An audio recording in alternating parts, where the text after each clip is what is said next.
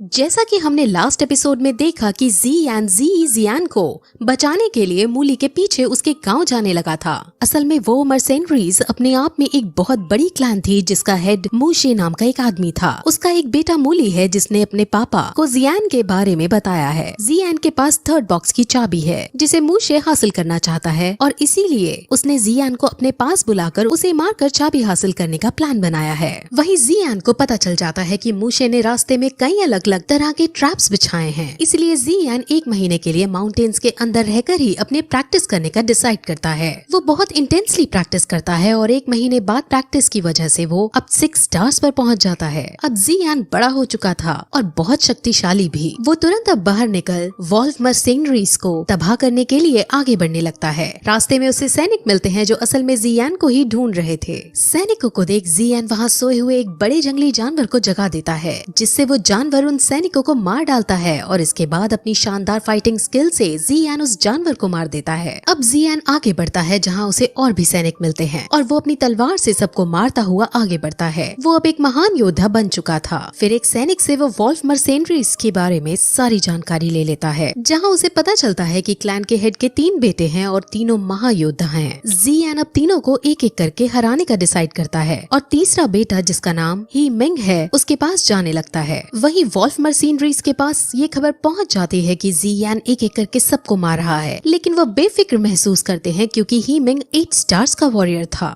उन्हें लगता है कि वो जियान को आसानी से मार देगा। वहीं ही मिंग को दिखाते हैं जो अपनी अयाशियों में मग्न हो रखा था, लेकिन तभी जियान उसके सामने आता है और वो उसको लड़ाई के लिए चुनौती देता है, जिसके बाद दोनों में अब बहुत इंटेंस फाइट होने लगती है। पहले तो जियान भारी पड़ रहा था, लेकिन फिर ही मिंग भी अपनी स्किल्स का यूज करता है और उसे पीटने लगता है। जियान जब हारने लगता है और जब उसकी मृत्यु होने ही वाली होती है, तभी हमें एक कमेंट्री सुनाई जाती है जिसमें हमें बताया जाता है कि फाइट के अंदर कौन सा वॉरियर जीतेगा ये डिसाइड सिर्फ उसकी लेवल से नहीं होता और ना ही स्ट्रेंथ से होता है। हालांकि हीमिंग की लेवल और स्ट्रेंथ ज्यादा थी, लेकिन जियान ने अपने मास्टर से बहुत सारे स्किल्स और बहुत इंटेंस ट्रेनिंग की थी, जिस वजह से वो दोबारा खड़ा होता है और सभी स्किल्स को कैलकुलेटिव मैनर में यूज करते हुए अब हीमिंग को मार डालता है। अब मूशे हीमिंग की डेथ सुनकर बहुत तिलमिला जाता है और वो सभी वॉरियर्स को जो 5 स्टार से ऊपर के हैं उन्हें जियान को पकड़ने के लिए भेज देता है। वहीं हमें जियान को दिखाते हैं जो लॉर्ड याओ के मेडिसिन हाउस के अंदर रह रही है। उसको भी ये खबर पहुंच जाती है कि जियान यहाँ तक आ चुका है और उसने हीमिंग को मार दिया है। जियान बहुत खुश होती है। वहीं लॉर्ड याओ अब उससे मिलने आते हैं और उससे जियान के बारे में पूछते हैं, जिस पर वो सिर्फ ये कहती है कि जंगल के अंदर उसने मेरी जान बचाई थी और खजाना ढूंढने में भी मदद की थी।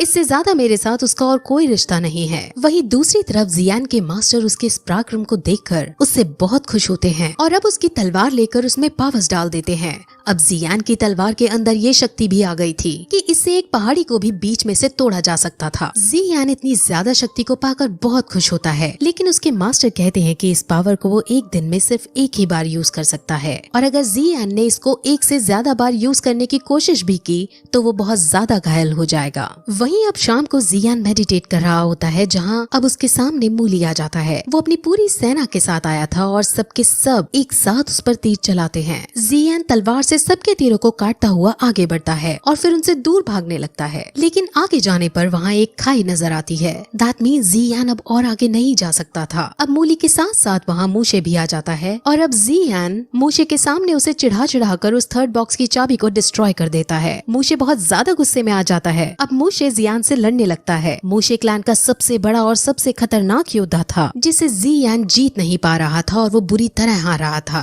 जियान अब मरने की कगार पर आ गया था, लेकिन तभी उसे मास्टर्स की वो पावर का ध्यान आता है जो उसने स्वॉर्ड में डाली थी। वो तुरंत उस पावर का यूज करता है, लेकिन इस पावर से भी मूशे स्ट्रगल करने के बाद बच जाता है। अब जियान पूरी तरह से एग्जॉस्ट हो गया था, जिस वजह से वो वहीं खाई में लुढ़क जाता है और बाकी सब उसे मरा हुआ समझ बहुत खुश होते हैं। वहीं गिरते गिरते उसे पर्पल विंग्स बचा लेते हैं और जब उसकी आंख खुलती है तो वो अपने मास्टर को अपने पास देखता है। उसका कवच उतरा हुआ था और उसके पास रखा हुआ था। वो मास्टर से पूछता है कि कल रात क्या हुआ था, जिस पर वो बताते हैं कि यूजी ने तुम्हारी मदद की, उसने तुमको बचाया था और तुम्हें अपनी बॉडी का यूज करते हुए हील किया। उसने तुम्हारी स्पिरिचुअल एनर्जी को पर्पल फ्लेम का यूज करते हुए इस वे में इंट्रोड्यूस किया कि तुम्हारी स्किल्स बढ़ गयी और अब तुम 9 स्टार के वॉरियर हो गए हो। वो तुम्हें ठीक करने के बाद चली गई। यूजी कौन है और जियान के साथ उसका क्या रिश्ता है, हमें ये शॉर्ट में ही बताया गया है। एक बार मैजिकल बीस्ट आइलैंड में यूजी purple crystal wing lion king से लड़ते लड़ते हार गई थी और वही बेहोश हो गई थी। तब जियान ने वहाँ आकर उसकी मदद की थी और दोनों के बीच रोमांटिक एंगल भी हमें देखने को मिला था। वही प्रेजेंट में अब जियान आगे बढ़ता है, जहाँ अब क्योंकि वो 9 स्टार पर आ गया था इसीलिए उसके मास्टर उसे एक नई स्किल सिखाते हैं। इस स्किल का नाम एक्सप्लोसिव स्टेप है और ये बहुत खतरनाक वाला अटैक है। इसे सीख कर जियान बहुत खुश होता है, लेकिन क्योंकि उसने लेवल 9 तक प्रैक्टिस किए बिना प्राप्त की थी इसीलिए अब उसे इसको अच्छे से सीखने के लिए कम से कम रोज एक लेवल 5 से ज्यादा बड़े मॉन्स्टर को मारना होगा। सिर्फ ऐसा करने से ही उसकी ये इंटेंस पावर स्टेबलाइज हो सकती थी। वही हमें पास के जंगल में ब्लड गैंग के आदमी और उसके साथ एक लड़की को भागते हुए दिखाते हैं। वो दोनों वॉल्फ मशीनरीज के आदमियों से डर कर भाग रहे थे।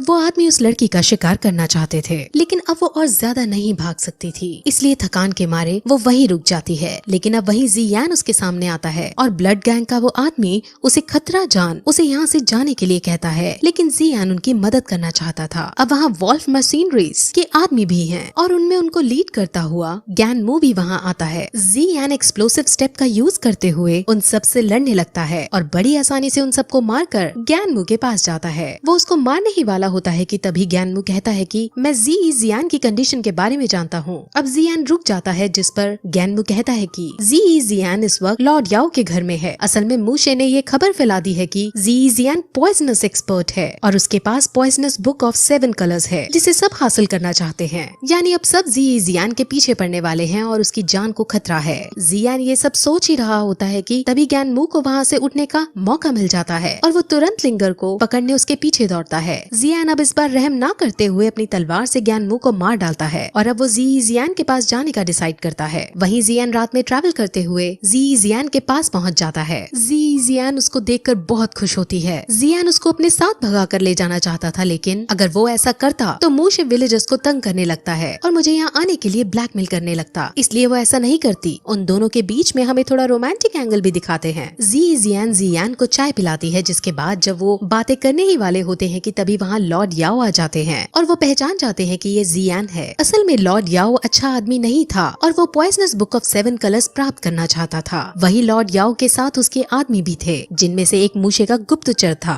वो गुप्तचर सीधे मूशे के पास जाकर जियान की खबर दे देता है। वही लॉर्ड याओ जब उन दोनों को वहाँ से नहीं जाने देते तब जियान उसे मारने के लिए आगे बढ़ता है, लेकिन लॉर्ड याओ इतना पागल भी नहीं था। उसने पहले ही जब वो यहाँ आया था एक तरह का जहर छोड़ दिया था, जिससे जियान लड़ तो बिल्कुल नहीं पाता। लेकिन जियान फिर कहती है कि मुझे तुम्हारी इस प्लानिंग के बारे में पहले ही पता था, जिस वजह से मैंने चाय के अंदर एंटीडोट मिलाकर जियान को पिला दिया था। अब जियान और भी कहती है कि पागल तो तुम हो, क्योंकि यहाँ इस कुर्सी पर मैंने जहर मिला रखा था और उसी पर तुम बैठ गए हो। अगर अब तुम मुझे नहीं जाने दोगे तो मैं तुम्हें इसका एंटीडोट नहीं दूंगी। अब लॉर्ड याओ मरता क्या ना करता, इसलिए वो वहाँ से अपने पक्षी पर बैठकर जियान को लेकर वहाँ से चली जाती है और लॉर्ड याओ को एंटीडोट दे जाती है। वहीं अब वो दोनों मूशे के पास ही जाते हैं, जहाँ जियान अब मूशे से लड़ने के लिए तैयार हो जाता है। मूशे बहुत महान योद्धा था जिसे हराना आसान नहीं होने वाला था, लेकिन फिर भी वो दोनों फाइट शुरू करते हैं, जिसके अंदर जियान अब सारी स्किल्स बारी बारी यूज करता है। फाइट में मूशे पर जियान अटैक कर रहा था और इस बार मूशे कमजोर पड़ रहा था। वहीं अब मूशे फिर अपनी नई स्किल के बारे में बताता है और कहता है कि वो 3rd बॉक्स मैंने खोल लिया था और उसके अंदर से मैंने ये स्किल प्राप्त की। वहीं अब उस एनर्जी का यूज करते हुए वो जियान पर अटैक करता है और जियान भी अपनी मास्टर की सलाह से फुल जोश में आकर उस पर अपनी एनर्जी फेंकता है और इस बैटल में फाइनली मूशे हार जाता है। लेकिन तभी वहाँ एक सैनिक खड़ा हो पीछे से उस पर अपनी तलवार चला देता है, जो जियान के पेट में घुस जाती है। लेकिन अभी जियान को कुछ नहीं होता, क्योंकि 2nd बॉक्स में उसे आर्मर मिला था जो वो उसकी रक्षा कर लेता है। और अब जियान को अपने साथ अपने घर आराम करने के लिए ले जाती है और इसके साथ ये एपिसोड खत्म हो जाता है।